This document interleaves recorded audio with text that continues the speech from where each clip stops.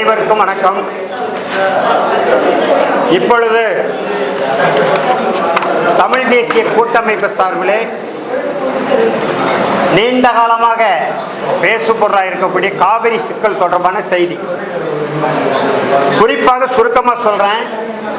இன்றைக்கு கர்நாடகத்தில் புதிய முதலமைச்சராக பொறுப்பேற்றிருக்கக்கூடிய சிவகுமார் கடந்த காலத்தில் சித்தராமையா முதலமைச்சராக இருந்த பொழுது, அதுக்கு முன்பும் மேகதாது என்கின்ற இடத்துல 9,000 கோடி ரூபாய் திட்ட மதிப்பீட்டில்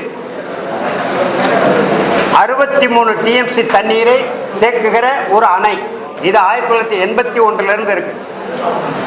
அப்போவே எம்ஜிஆர் ஆட்சி காலத்திலே சட்டப்பேரவையிலே முதலாக மேகதாது அணை திட்டத்துக்கு எதிராக தீர்மானம் நிறைவேற்றி தடுத்து நிறுத்தப்பட்ட ஒரு திட்டம். ஏறக்குறைய 6 முறை நாம் சட்டப்பேரவையில் தீர்மானம் நிறைவேற்றி இருக்கிறோம். இவரே சிவகுமாரே கடந்த காலத்தில் தமிழ்நாடு அரசோடு பேசுவோம் சொன்னார். இப்போ முதலமைச்சராக பதவி ஏற்ற பிறகு எவரும் தடுக்க முடியாது, தமிழ்நாட்டு அரசியல்வாதிகளை பற்றி எங்களுக்கு கவலை இல்லை, அணையை கட்டியே தீர்வோங்கிறார். இது தொடர்பாக நம்முடைய புதிய தமிழக வெற்றி கழக அரசுக்கும் அதனுடைய முதலமைச்சர் மாண்புமிகு ஜோசப் விஜய் அவர்களுக்கும் அலுவலகத்தில் கொடுத்திருக்கிறோம் மனு. 1956 மொழிவழி மாநிலம் பிரிக்கிற பொழுது குத்து மதிப்பாகத்தான் எல்லைகளை வகுத்தார்களே தவிர நேர்கோடு போட்டு வகுக்கலை. இன்னும் சொல்ல வேண்டுமானால் குடகு பகுதியை தமிழ்நாட்டோடு சேர்க்கப்பட வேண்டும். குடகு வாழ் மக்கள் தமிழ்நாட்டோடு சேர்த்தான் விரும்பினாங்க. அதற்கு ஒரு உதாரணம், விடுதலை பெற்ற இந்தியாவினுடைய முதல் இராணுவ தளபதி மார்ஷல் கரியப்பா குடகு பகுதியைச் சேர்ந்தவர். அவர் தன்னுடைய விருப்பம் தமிழ்நாடோடு சேருவதுதான் என்று சொன்னார். இரண்டாவது தளபதி பீல்டு மார்ஷல் திம்மையா, அவரும் குடகு. கரியப்பா கருத்து தான் என்னுடைய கருத்துன்னு சொன்னாங்க. ஆனால் அன்றைக்கு இருந்த அரசு அதில் கவனம் செலுத்தலை. இப்போ மேகதாது அணை திட்டத்தை தடுத்து நிறுத்த வேண்டுமானால் நீதிமன்றத்தை நம்பி பயன் இல்லை. மேகதாது அணை கட்டப்படுகிற இடத்துல இருந்து நான் அந்த பகுதிக்கே போயிட்டு வந்தேன். 1000 அடிக்கு கீழே நின்று அந்த இடத்துல படமெல்லாம் எடுத்துட்டு இருந்தேன். 2018 குடகு மீட்பு காவிரிக்கு தீர்வுன்னு ஆய்வு செய்து ஒரு புத்தகமே போட்டிருக்கேன். முழு வரலாறு, காவிரி வரலாறு, இந்த சிக்கல்.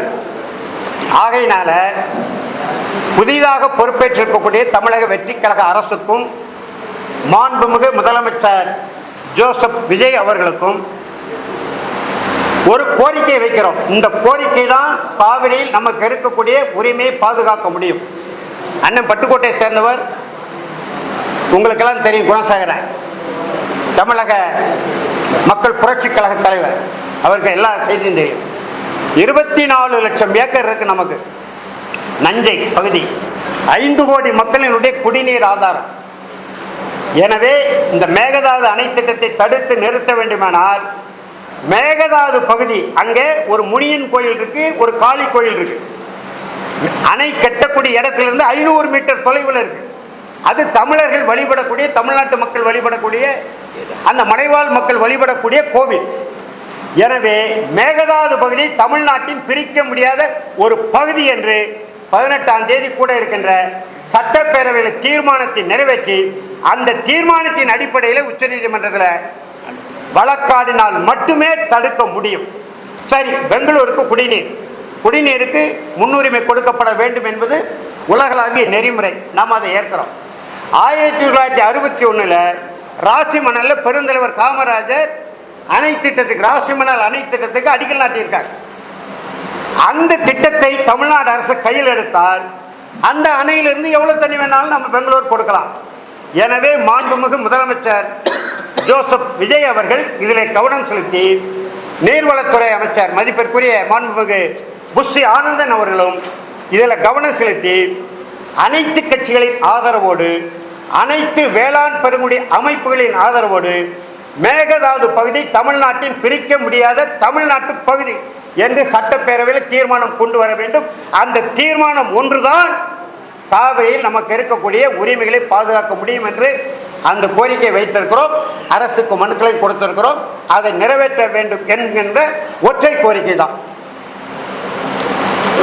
மாநில உரிமையை ஏன் இந்திய அரசு இப்பொழுது கூட சுற்றுச்சூழல் தாக்க அறிக்கையை உடனடியாக விரைந்து எங்களுக்கு கொடுக்க வேண்டும் என்று டி.கே. சிவகோ இன்றைய தினத்தந்தி நாளிதழில் வந்திருக்கிறது.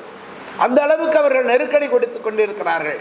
தமிழ்நாடு அரசு இதில் முழு கவனம் செலுத்தி உடனடியாக இந்த ஒன்று குடகு பகுதி அல்லது மேகதாட்டு பகுதியை யூனியன் டெரிட்டரி மாநிலமாக சுயாட்சி பகுதியாக மாற்றி அமைக்க வேண்டும் அல்லது தமிழ்நாட்டின் பகுதியாக மாற்றி அமைக்க வேண்டும்.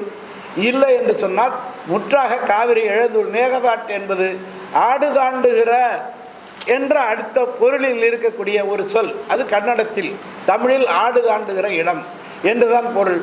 அதையும் அடைத்து விட்டால் தண்ணீர் தமிழ்நாட்டுக்கு கிடைக்காது. எப்பொழுதாவது வடிகாலாக வருகிற உரிமையாக கிடைக்கக்கூடிய தமிழ்நாடு அரசு விரைந்து இதில் நடவடிக்கை எடுக்க வேண்டும். மாண்புமிகு தமிழக முதலமைச்சர் ஜோசப் விசய் அவர்கள் தன்னுடைய நேரடி கவனத்தை இதில் செலுத்த வேண்டும் என்று இந்த தமிழ் தேசிய கூட்டமைப்பின் சார்பில் கேட்டுக்கொள்கிறோம்.